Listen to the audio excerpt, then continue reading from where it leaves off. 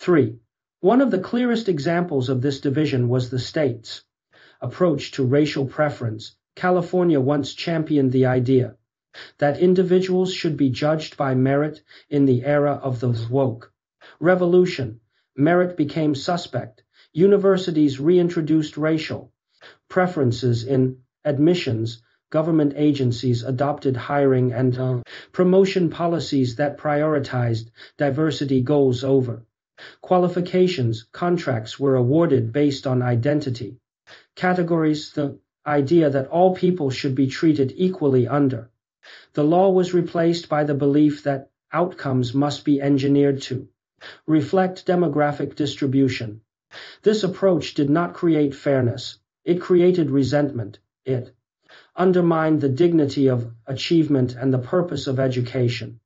Students who worked tirelessly found themselves disadvantaged for reasons beyond their control. Students admitted through preference felt pressure, scrutiny, or unearned guilt. Professors lowered academic standards to avoid accusations of bias. Employers questioned the value of degrees issued by institutions more devoted to activism than excellence. The cultural division produced a system that weakened every participant in the name of equity. The ideological obsession with identity also affected gender, sexuality. Schools introduced complex lessons on gender theory to children at ages when they were still learning basic biology. Teachers encouraged students to question their identity before they understood its meaning. Parents who objected were told they lacked cultural sensitivity. State legislation proposed withholding information from parents if a child adopted a new identity at school. The basic trust between family and institution was shattered. Children became ideological subjects rather than sons and daughters. This cultural division extended to public space. Homeless encampments were reframed as communities of expression. Open drug use was described as a public health challenge rather than a crime. Shoplifting was excused as poverty relief. Protests that devolved into violence were justified as righteous anger.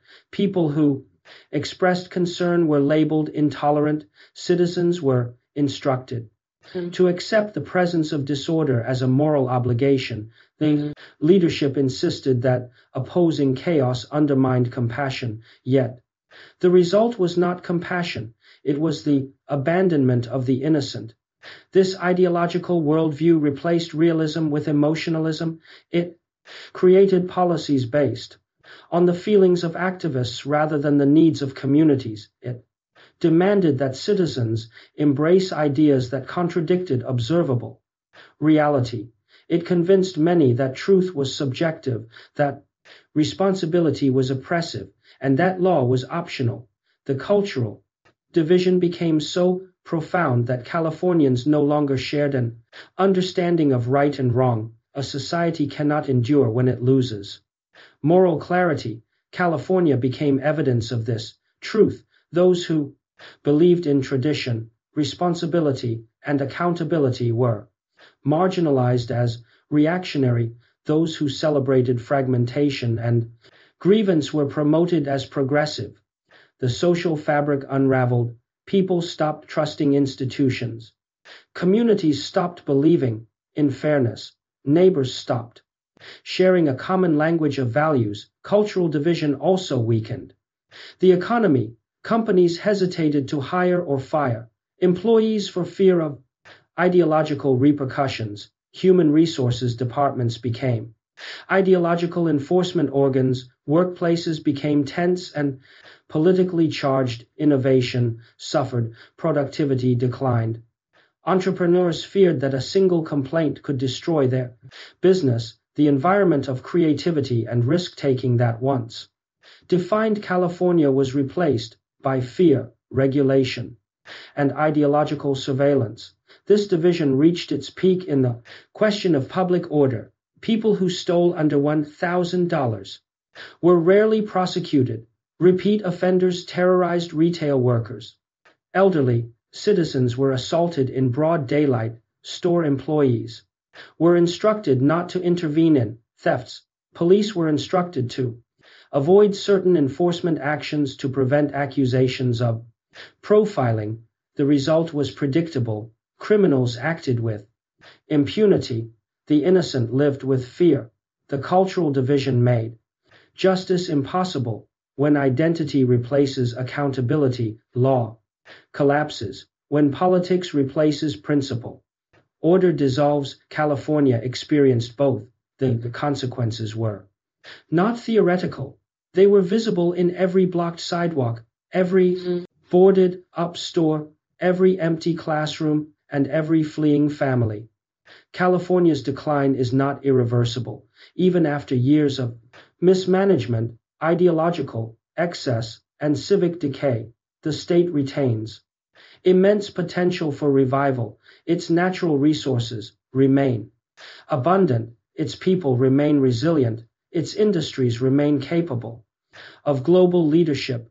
The tragedy of California is not that it is broken beyond repair. The tragedy is that its greatness was squandered by leaders who mistook ideology for wisdom and performance for progress. Yet, in that tragedy lies hope. A society can recover when it rediscovers the principles that built its strength. The path to renewal begins with a simple truth. California must return to realism. It must reject the illusions that caused its collapse. It must embrace the discipline, responsibility, and moral clarity that once made it the most dynamic region in the world. Revival is possible, but it requires courage. It requires leaders willing to confront the failures of the past without fear of offending entrenched interests. It requires a population willing to demand accountability rather than accept excuses. It requires the humility to admit that the progressive experiment has failed.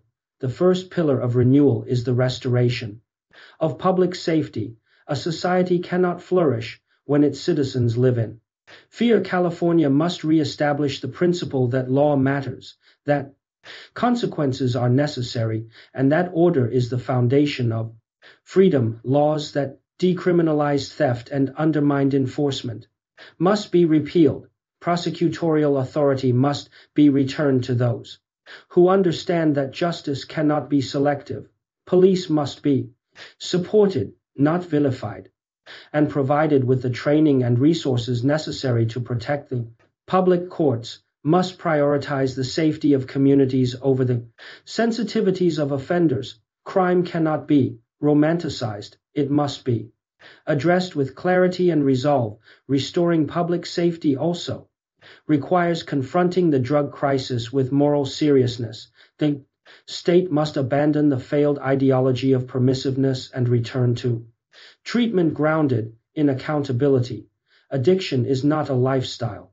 It is a life-threatening condition that requires structure, discipline, and rehabilitation. California's streets cannot remain open-air drug markets. Encampments must be dismantled. Treatment must be mandatory, not optional. When public safety is threatened, the goal is not punishment. The goal is restoration. Compassion without order has produced chaos. Compassion guided by responsibility will produce recovery. The second pillar of renewal is the reconstruction of education. Schools must be reclaimed from ideological activists and restored to their original purpose. The future of California depends on students who can think critically, read fluently, compute effectively, and engage the world with clarity. The curriculum must return to fundamentals. History must be taught honestly. Without propaganda, STEM education must be prioritized. Political indoctrination must be removed from classrooms. Parents must regain authority over their children's education. Transparency must be mandatory. School choice must be expanded so families can escape failing districts and pursue excellence. School choice is not a threat to public education. It is the only way to save it.